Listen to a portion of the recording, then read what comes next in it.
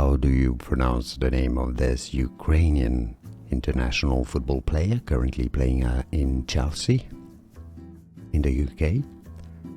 In Ukrainian it's said as Mykhailo.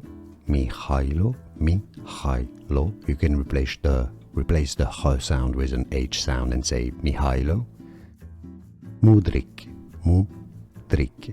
or you can say in English Mudrick. So Mykhailo Mudrick, or Mykhailo Mudrick, or Mykhailo Mudrick.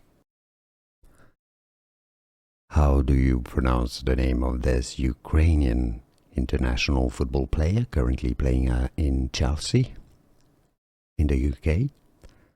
In Ukrainian it's said as Mykhailo. You can replace the h sound with an h sound and say Mykhailo Mudrick, or you can say in English Mudrick. So Mykhailo Mudrick, or Mykhailo Mudrick, or Mykhailo Mudrick. Here are more videos on how to pronounce more confusing words and names too many mispronounced. Like this video if you found it useful. I appreciate your support. I'll see you soon and thanks for watching.